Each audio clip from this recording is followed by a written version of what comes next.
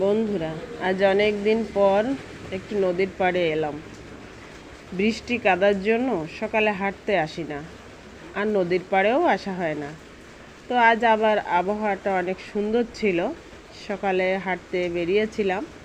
তো আপনারা অনেকেই জানেন যে আমি সকালে হাঁটাটা শেষ করে একটু নদীর পাড়ে আসি, কারণ নদীর পাড়ে আসতে আমার খুব ভালো লাগে, মনটা খুব ভালো হয়ে যায়। তো আজ নদীর পাড়ে এসে দেখি যে একটা দিদি কাঁকড়া ধরছে। তো কাঁকড়া ধরে সে উঠে আসছে। তো আমি আবার একটু এগিয়ে গিয়ে দেখলাম যে কি পেল। তো দেখলাম কাঁকড়া নাই। দিদি বলল কাঁকড়া বাচ্ছে না, তাই চলে যাচ্ছি। তো দিদি চলে গেল, আমি কিছুক্ষণ নদীর পাড়ে দাঁড়ালাম। নদীর পাড়ের গাছপালা, মৃদু বাতাস, নদীর দৃশ্য সব কিছু মিলিয়ে প্রকৃতিকে ভীষণ অনুভব করতে লাগলাম।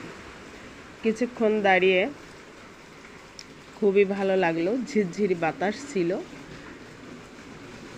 বাতাসে আরও ভালো লাগছিল। দেখুন গাছের পাতাগুলো কি সুন্দর দুলছে বাতাসে।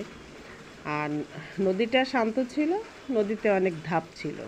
শুনেছি ধাপ থাকলে অনেক ইলিশ মাছ আসে। এই মৌসুমে যদি নদীতে ধাপ আসে তাহলে ইলিশ মাছও আসে। তাই জেলেরা সবসময় মনে মনে আশা করে থাকে যেন বেশি করে ধাপ আসে। তো যাই হোক বন্ধুরা, কিছুক্ষণ দাঁড়ানোর পরে আমি বাড়ির উদ্দেশ্যে রওনা দিলাম। তো নদীর পাড় দিয়ে একটা কাঁচা রাস্তা আছে।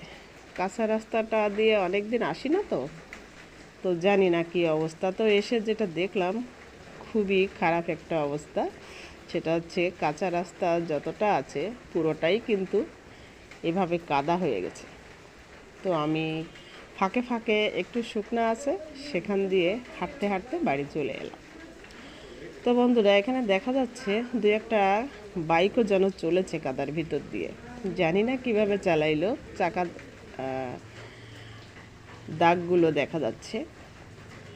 তো যাই হোক বন্ধুরা, আপনারা যারা নদীর পাড়ে ঘুরতে আসেন তারা ভুল করেও এই রাস্তা দিয়ে বাইক নিয়ে ঢুকবেন না, তাহলে যে কোনো সময় দুর্ঘটনা ঘটে যেতে পারে। নদীর পাড়ে আসার জন্য আরও বিকল্প রাস্তা রয়েছে, আপনারা একটু খোঁজ নিলেই জানতে পারবেন। আর আজকের ভিডিওটি এই পর্যন্ত। কেমন লাগলো? যদি ভালো লাগে অবশ্যই লাইক, কমেন্ট, শেয়ার ও সাবস্ক্রাইব করে আমার সাথে থাকবেন। সবাই ভালো থাকেন, সুস্থ থাকেন।